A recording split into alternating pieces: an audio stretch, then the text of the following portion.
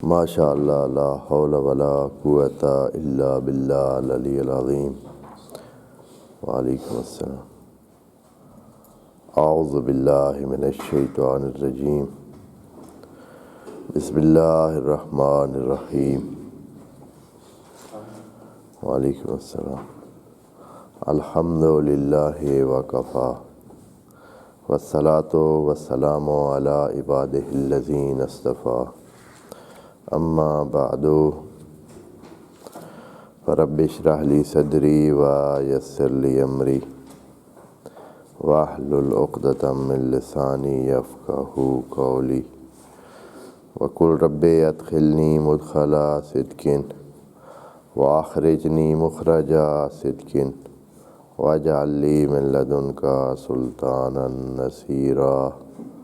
بسم اللہ وباللہ وتوکلت علی اللہ۔ قال اللہ تبارک و تعالی فی سورۃ البقرہ آیت نمبر 256۔ اعوذ باللہ من الشیطان الرجیم۔ بسم اللہ الرحمن الرحیم۔ لا اکراہ فی الدین قد تبین الرشد من الغی فمن یکفر بالطاغوت وَيُؤْمِن بِاللَّهِ فَقَدِ اسْتَمْسَكَ بِالْعُرْوَةِ الْوُثْقَىٰ لَا انفصام لَهَا وَاللَّهُ سَمِيعٌ عَلِيمٌ۔ صدق اللہ العظیم۔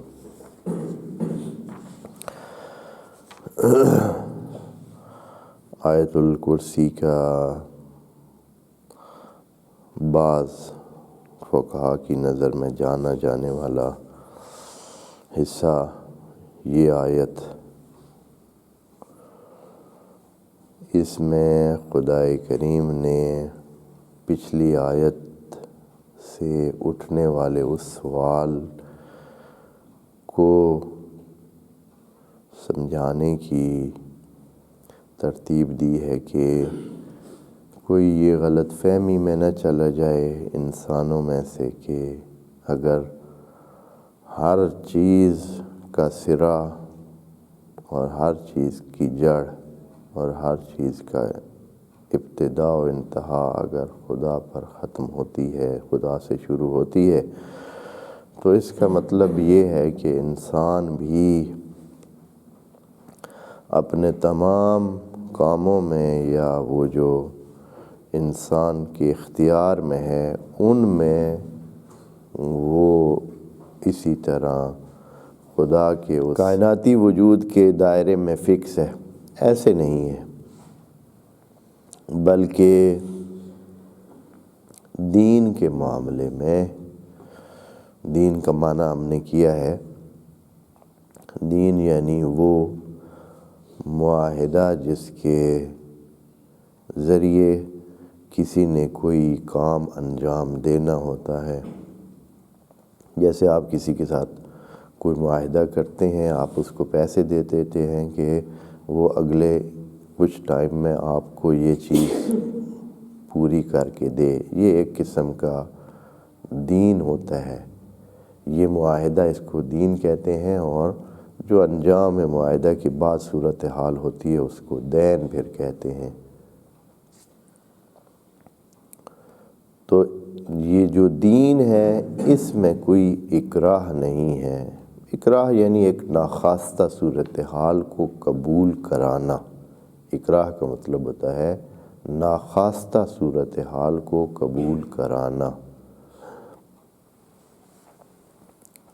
لا اکراہ فی الدین، دین میں کوئی اکراہ نہیں ہے، یعنی یہ کہ جو دین والا حصہ ہے آپ کے وجود میں، جو معاہدہ کرتا ہے وہ آپ کا اندرون ہے، جو خدا کے ساتھ بیعت کرتا ہے، اللہ کو مانتا ہے اور اللہ کے ساتھ اپنا لین دین کرتا ہے اور اپنے آپ کو بیچتا ہے اور اس کو خدا خریدتا ہے۔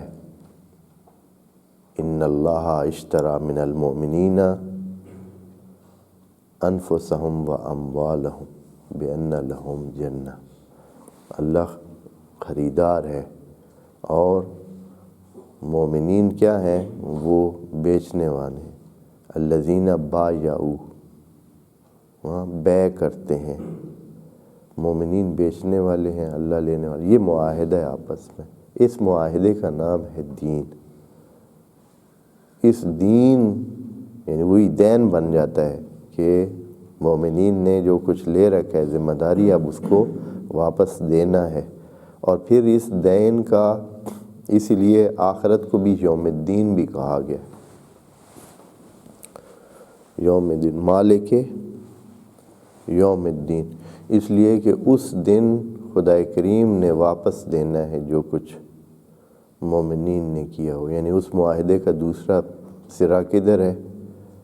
وہ یوم الدین ہے۔ اس معاہدے کا ایک سرا جو ہے وہ اس ہماری زندگی میں ہے کہ ہم ہیں، ہم ابھی دینے والے ہیں، ہم ابھی کرنے والے ہیں۔ اس معاہدے کا یہ پہلا رخ ہم انجام دیں گے، اور اس کا جو دوسرا رخ ہوگا وہ یوم الدین، اس دن خدا کریم کی طرف سے ہمیں ملے گا۔ اس لیے وہاں انہوں نے دین کا معنی جزا کیا ہے، یوم الدین یعنی یوم الجزا، جزا بھائی ملے گی۔ تو وہی چیز جو بس اس چیز کو تھوڑا سمجھیں، اور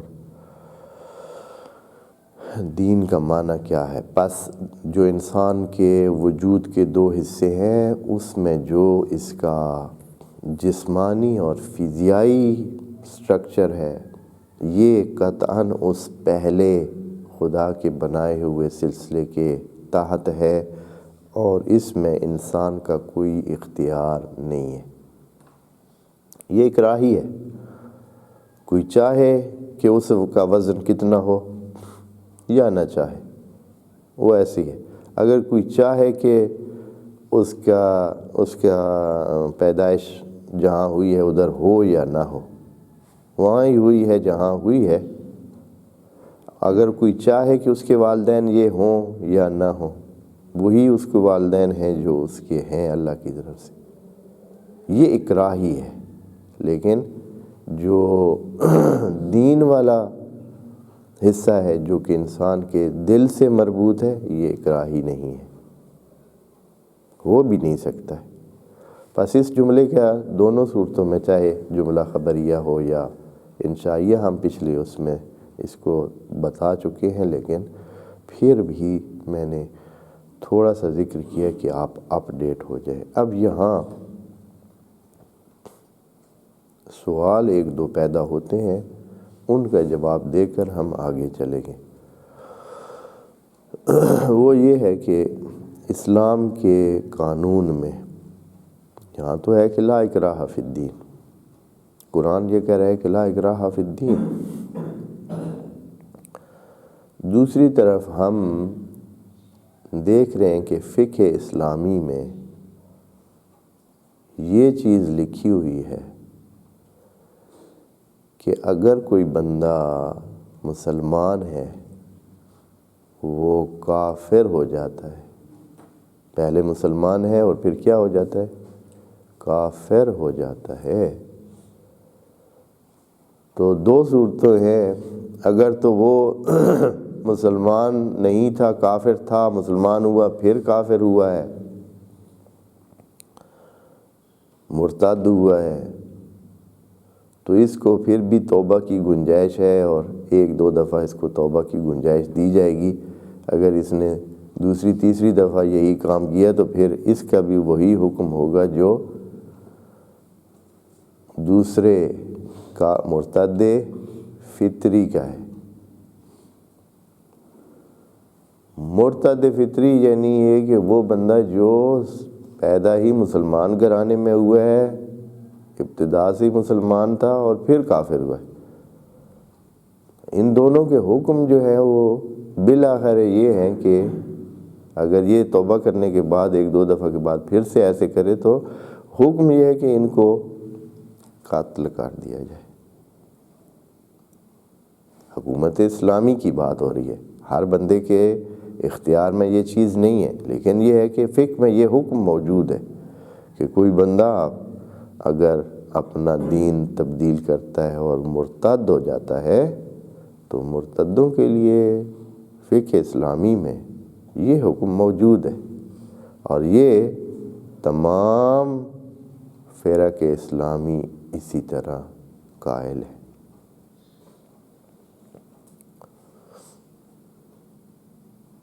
اب اس بات کا اس بات کے ساتھ کیا جوڑ ہے؟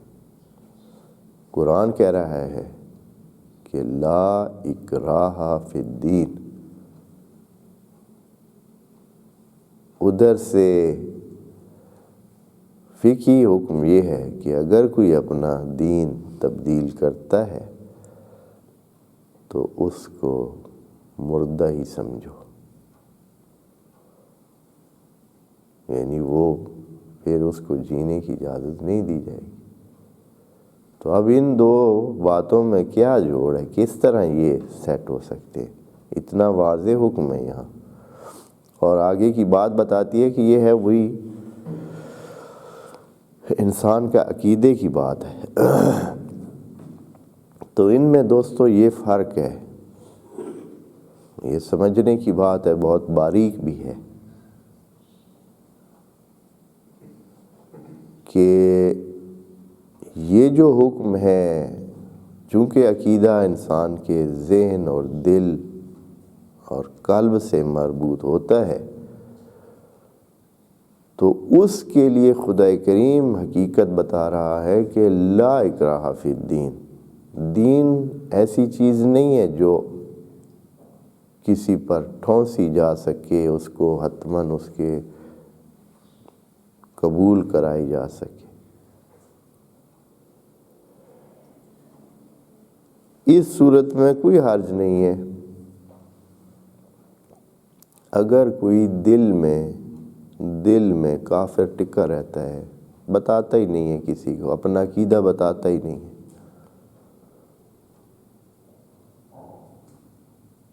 چاہے وہ جس حالت میں بھی ہے، مسلمان معاشرے میں رہے یا باہر رہے، نہیں بتاتا ہے، تو فقہ اسلامی بھی اس کو کچھ نہیں کہتی ہے۔ فقہ اسلامی کا جو حکم ہے کہ موت اس کو دے دی جائے گی اور اس کا پھانسی کا حکم ہے، قتل کا حکم ہے، وہ اس صورت میں ہے جب وہ اعلان کرے۔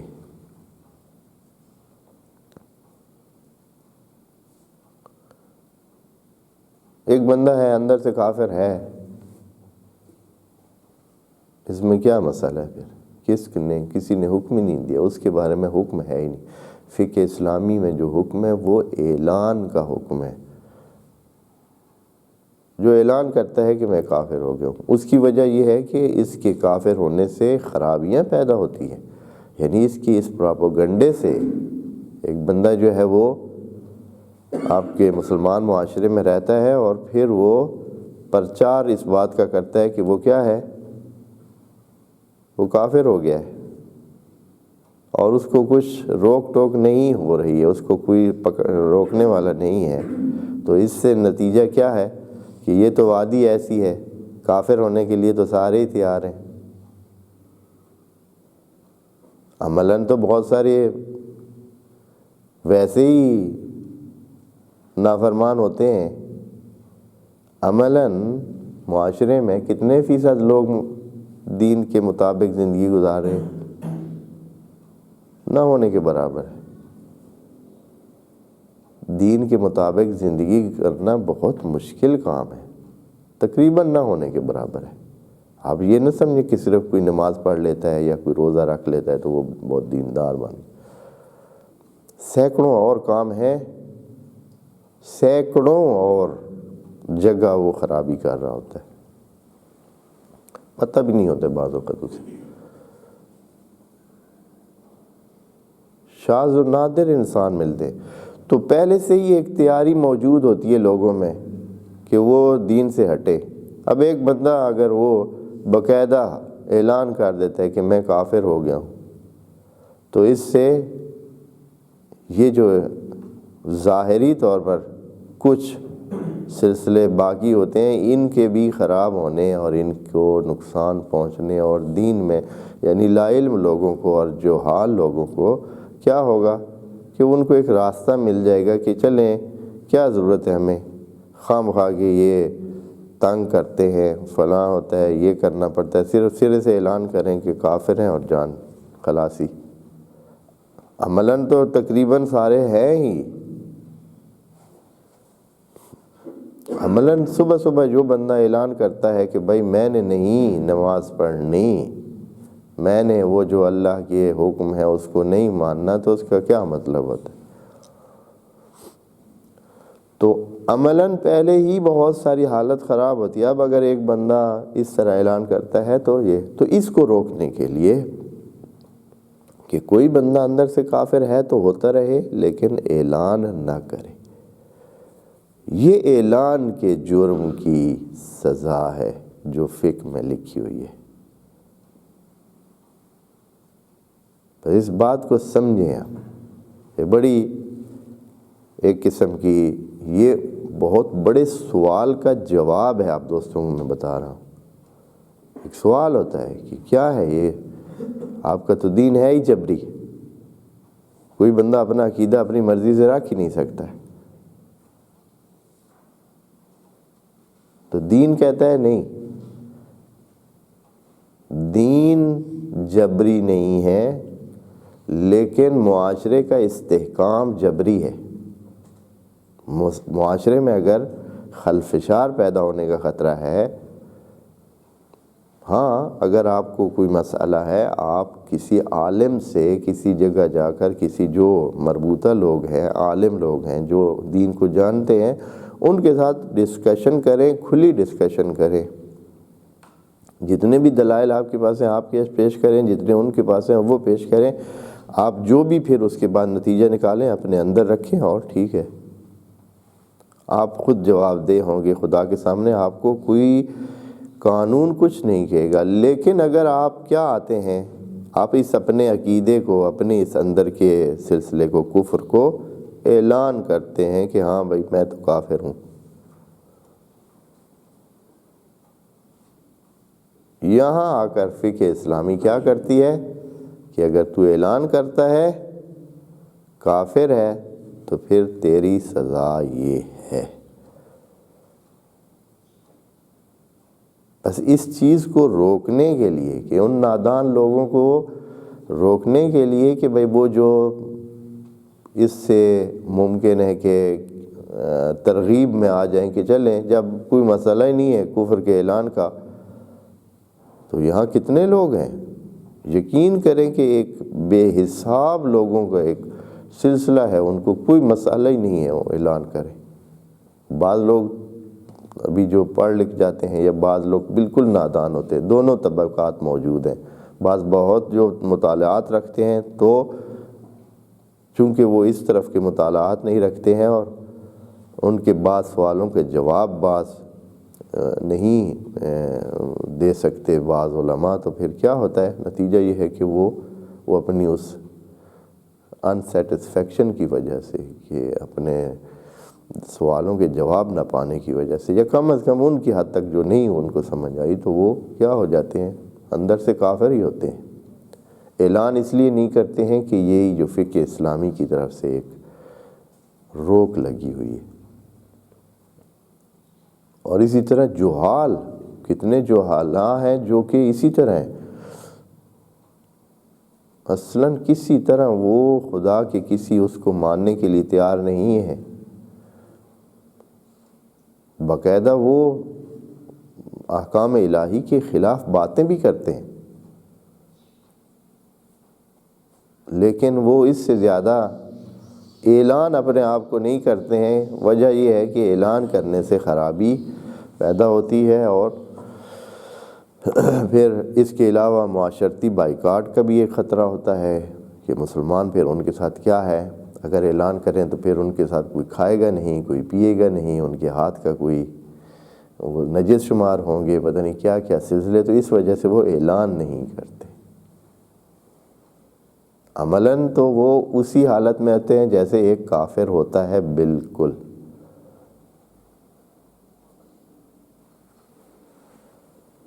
اس لیے یہ جو کیفیت خدا کریم بتا رہا ہے، یہ عقیدے کے اندر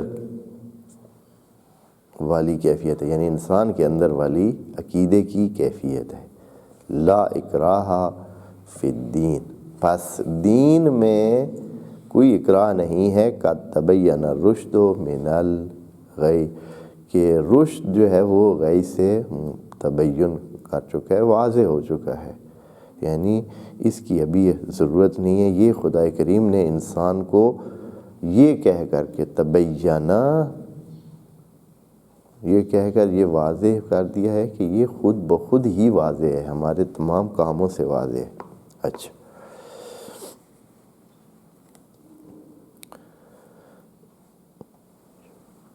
کیسے پتہ چلے کہ، یا کیا طریقہ ہے کہ اے اللہ ہم رشد والے بندے کو اور غی والے بندے کو پہچان سکیں، یا یہ ہے کہ ہم خود اپنا جاننا چاہیں کہ ہم آیا صحیح راستے پر ہیں، رشد پر ہیں یا غی پر ہیں؟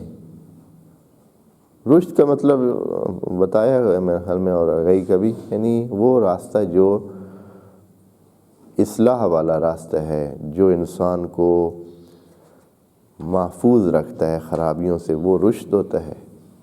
اور غی جو انسان کو خرابی کی طرف لے جائے، جس میں خرابی ہو، جس سے انسان خراب ہو، اس کا عقیدہ خراب ہو، اس کا جو بھی ضرورت کی، یعنی جس کو خراب نہیں ہونا چاہیے وہ خراب ہو، تو غی ہوتا ہے۔ تو کیا طریقہ ہے اللہ، ہم کیسے رشد کو اپنا لیں، غی کو چھوڑ دیں؟ تو فرماتا ہے کہ فمن یکفر بالطاغوت، جو بھی طغیان سے ہٹے گا، وَيُؤْمِن بِاللَّهِ، اور اللہ پر ایمان رکھے گا، یعنی اس کے نتیجے میں وہ ایمان اللہ پر رکھے گا۔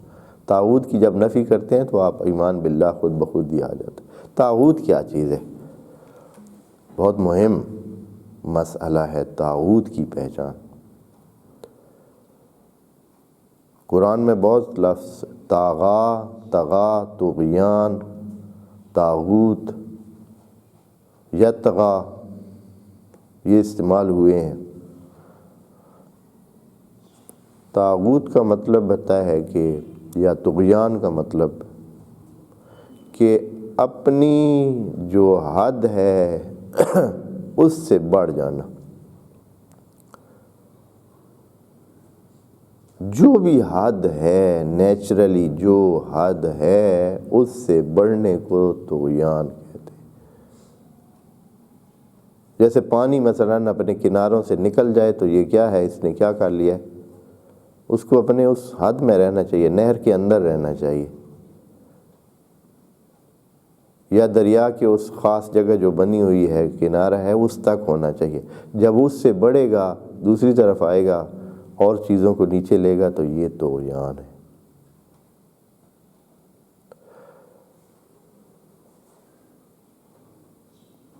اور بھی جتنی چیزیں اپنی حد سے بڑھی ہوئی ہو، یہ طغیان ہے۔ جو اس کا معقول اور پہلے سے طے شدہ ایک سلسلہ ہے، اس کے اندر جو رہتا ہے،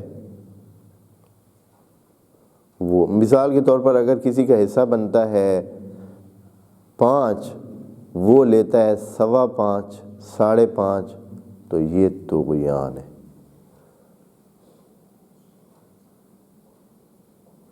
جس کو جہاں اطاعت کرنی چاہیے اور اطاعت نہیں کرتا ہے، یہ طغیان ہے۔ مولا کا فرما بردار ہونا چاہیے، اگر کوئی نہیں فرما بردار تو یہ طغیان ہے۔ جو انسان کے لیے طے شدہ راستہ ہے وہ بندگی خدا ہے۔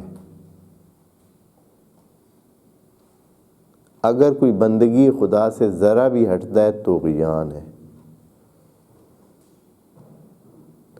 جہاں اللہ نے کہا ہے نماز پڑھنی ہے، نماز نہیں پڑھتا ہے، یہ طغیان ہے۔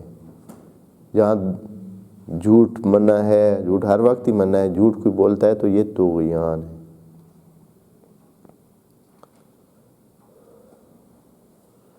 اللہ فرما رہا ہے فَمَن یکفر بالطاغوت، پہلے درجے پہ یہ ہوگا، پھر مثبت بات بعد میں، پہلے منفی بات۔ بے ہی یوں کہہ رہا ہے جیسے لا الہ الا اللہ، لا الہ منفی ہے، الا اللہ کیا ہے؟ مثبت ہے۔ پہلے منفی ہوگی تو مثبت آ سکتا ہے، مثبت آنے کے بعد منفی کی بات ہے ہی نہیں۔ اصل خدا کا قاعدہ یہی ہے کہ سب کی نفی ہو تو اس کا وجود ہوتا ہے، سب کی نفی نہ ہو تو اس کا وجود ہی نہیں ہوتا ہے۔ جو بندہ سب کی نفی نہیں کر سکتا ہے وہ خدا کے وجود کو اپنے اندر بھی پا نہیں سکتا ہے۔ جو طغیان کی نفی نہیں کر سکتا ہے وہ ایمان بھی نہیں پا سکتا، کیونکہ ایمان کو رکھا گیا ہے طغیان کی نفی پر۔ یکفر بطور فعل استعمال کیا ہے، نہیں کہا ہے فمن کان کافرا بالطاغوت۔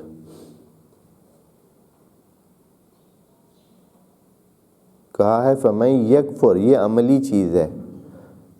فعل آپ جانتے ہیں نا، فعل عمل میں استعمال ہوتا ہے۔ اسم انسان کے اندر کی کیفیت بتاتا ہے، فعل انسان کے باہر کی کیفیت بتاتا ہے۔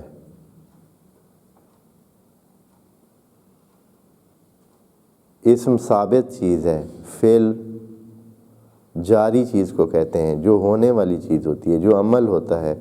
یہاں خدا کریم نے کہا ہے فمن یکفر، پس آپ کو ہر لمحے کفران کرنا پڑے گا طاغوت کے ساتھ۔ فمن یکفر بالطاغوت، جو مسلسل طاغوت سے کیا کرتا ہے؟ طغیان کرتا ہے، طغیان طاغوت سے کفران کرتا ہے، طاغوت سے ہٹتا ہے، طغیان سے بچتا ہے۔ فمن یکفر بالطاغوت یعنی جو طغیان سے بچتا ہے، دور رہتا ہے، کفر برتتا ہے طغیان کے ساتھ ہر لمحے۔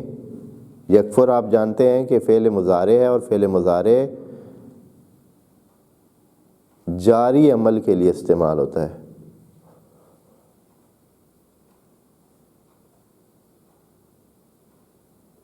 پس یہ کام ہر وقت جاری رہے گا۔ فمن یکفر، جو مسلسل طاغوت سے کفران کرتا ہے، یعنی جو نافرمانی سے بچتا ہے، دور رہتا ہے۔ وَيُؤْمِنْ بِاللَّهِ، صرف یہ نہیں کہ کفران کر کے بیٹھا رہتا ہے، نہیں، وہ جو اللہ نے کہا ہے اس کو بھی مانتا ہے۔ وَيُؤْمِنْ بِاللَّهِ، اور اللہ پر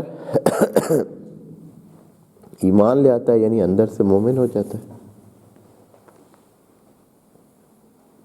یہ معنی لیں گے یا یؤمن باللہ۔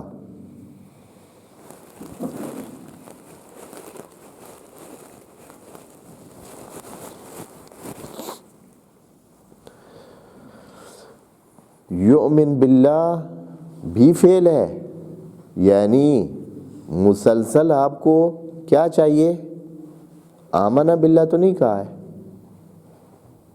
کہ وہ ایمان لایا ہے، نہیں، یؤمن باللہ مسلسل ایمان لے آتا ہے، بار بار ایمان لے آتا ہے۔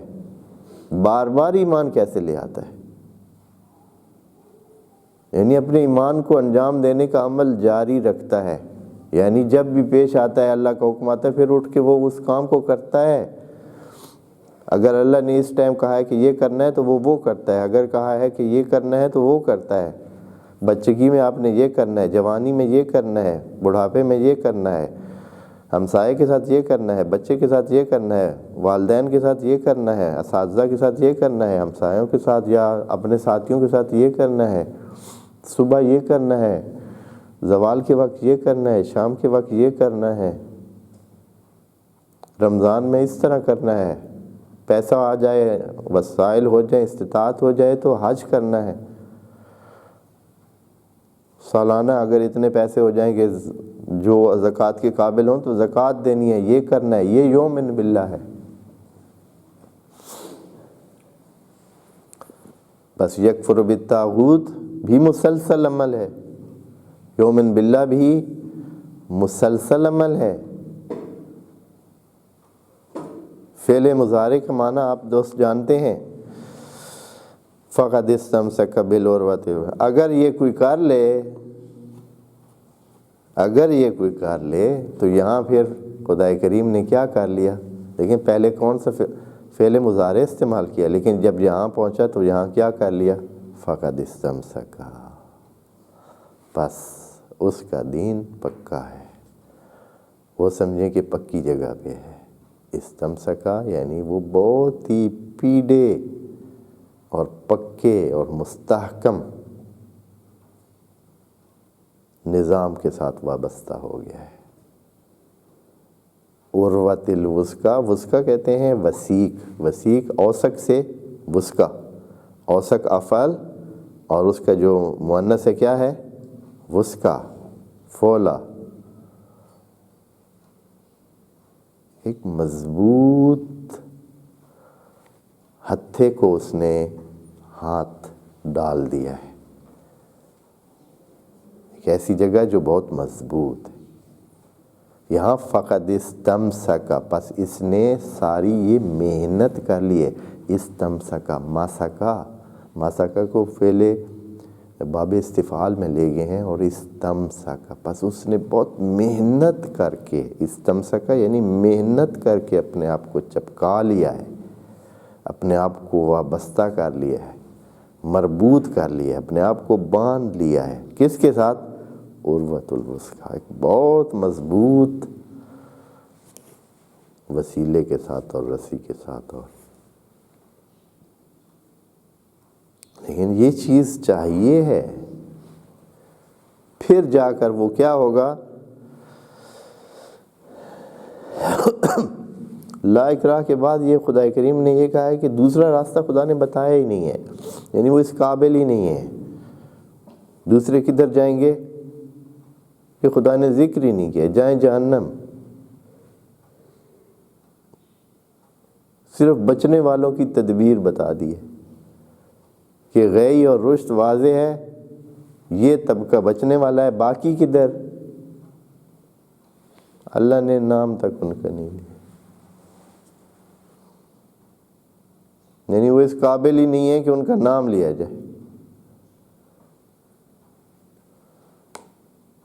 فَمَن يَكْفُرْ بِالطَّاغُوتِ وَيُؤْمِنْ بِاللَّهِ فَقَدِ اسْتَمْسَكَ بِالْعُرْوَةِ الْوُثْقَىٰ لَا انفصام لَهَا، جس میں کوئی کمزوری اب نہیں رہ گئی ہے، جس میں کوئی خرابی یا کمزوری یا نقص یا یہ ہے کہ مٹنا اور ہٹنا اور ختم ہونا اور گھٹنا نہیں ہے، بلکہ نفع ہی نفع ہے، کوئی خرابی نہیں ہے، فائدہ ہی فائدہ ہے۔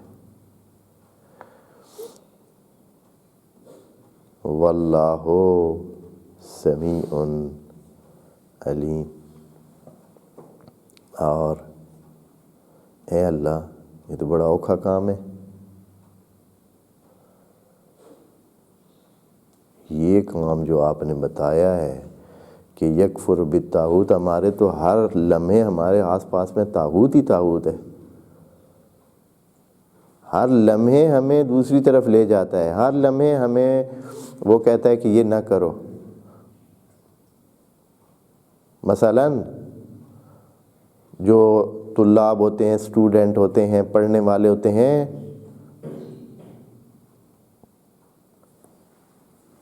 ان کا کام یہ ہے کہ وہ پڑھے، مثلاً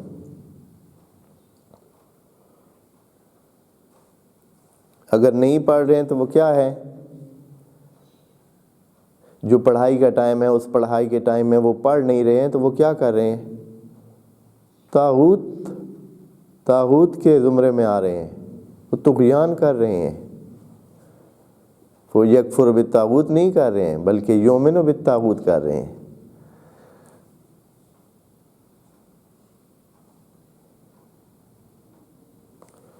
جو کام پہ جاتا ہے صبح اور اس کی کوشش ہوتی ہے کہ کام سے کیا کرے، ایک تو وہ جو ہے مثلاً 8 بجے اس سے حاضری ہونی چاہیے تھی، وہ سرے سے گیا ہی 9-10 بجے، صبح سے ہی اس نے یؤمن بالطاغوت کر رکھا ہے۔ یکفر بالطاغوت مشکل کام ہے، بہت مشکل کام ہے۔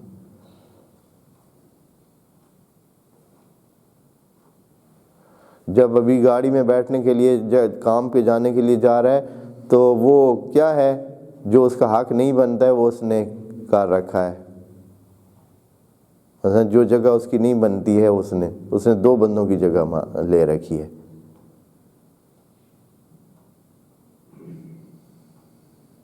یہ یکفر بالطاغوت نہیں ہے۔ کتنے ایسے چھوٹی چھوٹی باتیں پیش آتی ہیں جہاں آدمی حق دوسرے کا مارتا ہے۔ مثلا پہلے لائن میں لوگ لگے ہوئے تھے، یہ آگے سے جا کر پہلے بیٹھ گیا ہے، دوسرے لوگ کھڑے ہیں منہ تکتے رہے۔ اس نے پہلے ڈاکٹر جا کر آگے بات کر لی ہے، پہلے جلدی سے ڈاکٹر کو دکھا لیا۔ یعنی ہماری زندگی میں طاغوت بھرا ہوا ہے۔ خدا کریم فرماتے ہیں فَمَن یکفر بالطاغوت۔ سادگی کی ہے بعض مفسرین نے، طاغوت سے مراد لیا ہے کہ جو غیر شرعی حکومت ہو وہ طاغوت ہوتا ہے۔ بھائی طاغوت ہماری زندگی میں بھرا ہوا ہے، طاغوت ہمارے آس پاس ہے۔ اگر یومن باللہ جو ہے ہمارے آس پاس ہے تو طاغوت اس کے بالعکس ہے۔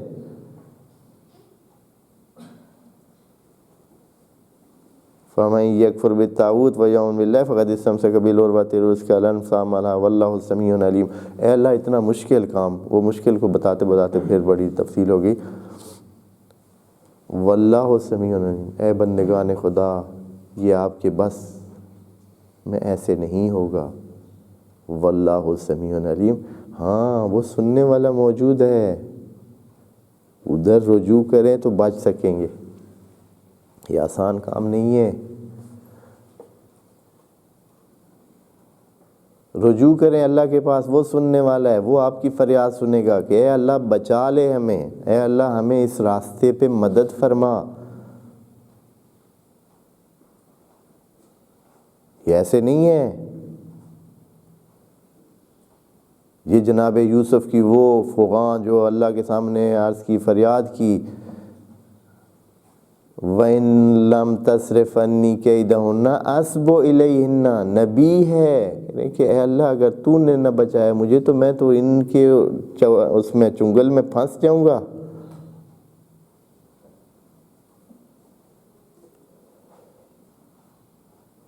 نبی کہہ رہا ہے، یعنی طغیان میں پھنسنے کا ان کا کیا ہے، چانس بنا ہوا ہے، اور ان کو پتہ ہے کہ اگر خدا کریم نے نہ بچایا تو وہ نہیں بچ سکتے ہیں۔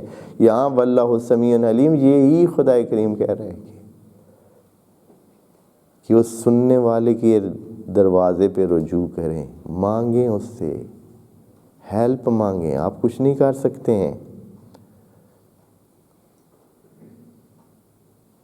اگر اس نے آپ کو بچانے میں آپ کی مدد کی تو آپ کر سکتے ہیں۔ اور اسی طرح چونکہ ہم مدد مانگتے ہی نہیں ہیں اس سے، ناکام ہے، کرنا چاہتا ہے، اندر سے کرنا چاہتا ہے، کر ہی نہیں سکتا ہے، بچنا چاہتا ہے پھر بھی کر رہا ہے۔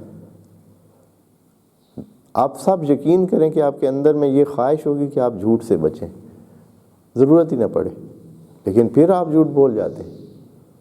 آپ چاہتے ہوں گے کہ آپ پڑھیں، علم حاصل کریں، بڑے عالم بنیں، سمجھدار انسان بنیں، عزت دار انسان بنیں، لیکن پھر بھی آپ کیا ہے، پھنس جاتے ہیں، پھر آپ طغیان میں چلے جاتے ہیں، پڑھائی کے لیے دل ہی نہیں کرتا، پڑھنے کی طرف رغبت ہی نہیں ہے۔ کیوں؟ واللہ سمیع علیم کو جو نہیں پڑھتے ہیں، وہ جو سننے والا ہے، وہ جو ماننے والا ہے۔ سامع اللہ لمن حمدہ، یعنی جو اللہ کی حمد کرتا ہے اللہ اس کی سنتا ہے یعنی مانتا ہے۔ ویلا سنتا تو سب کی ہے، جو حمد نہیں کرتا ہے ان کی نہیں سنتا ہے، سنتا تو ان کی بھی ہے لیکن ان کی مانتا نہیں۔ واللہ سمیع علیم، وہ سمیع بھی ہے اور جانتا ہے کہ آپ کمزور ہیں۔ وَخُلِقَ الْإِنسَانُ ضعیفا، وَخُلِقَ الْإِنسَانُ ضعیفا، انسان ضعیف ہے، بڑا ہی ضعیف ہے. بس اس ضعف کو دور کرنے کے لیے کیا؟ واللہ سمیع علیم، اس سننے والے کے دروازے پہ جائیں. دوستو میں بار بار آپ کو کہہ رہا ہوں یہ کہ محنت بھی فائدہ دیتی ہے، لیکن در خدا پہ جا کر مانگے بغیر آپ کی محنت کخ بھی آپ کو فائدہ نہیں پہنچا سکتی.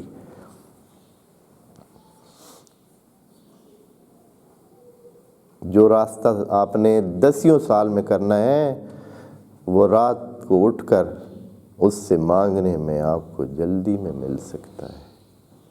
10 سال محنت سے بچنا ہے تو راتوں کو جاگ کر اذان صبح سے پونا گھنٹہ آدھا گھنٹہ پہلے جاگیں اور پھر اس سے مانگیں. بہت بہت بڑے بڑے فاصلے آپ کچھ ہی ٹائم میں طے کریں گے. انسان ساری زندگی بھی پڑھتا رہے تو کتنا کچھ پڑھ سکتا ہے. کسی ایک مصنف کی کتابیں بھی بندہ نہیں پڑھ سکتا، اور اگر پڑھے بھی تو اس ایک بندے سے کتنا بندہ علم حاصل کر سکتا، بندہ کتنی کتابیں پڑھ سکتا. لیکن جب اس کے در پہ جائے، جب وہ دیتا ہے، آپ کو خود بخود ہی بہت ساری باتوں کا پتہ ہوتا ہے، اصل کسی نے بتائی نہیں ہے، کسی جگہ آپ نے پڑھی نہیں ہے، آپ کو پھر پتہ چل جاتا ہے، سمجھ آ جاتی ہے. خدا کریم ہمیں واللہ سمیع علیم کے سمجھنے میں مدد فرمائے. والسلام علیکم ورحمۃ اللہ وبرکاتہ.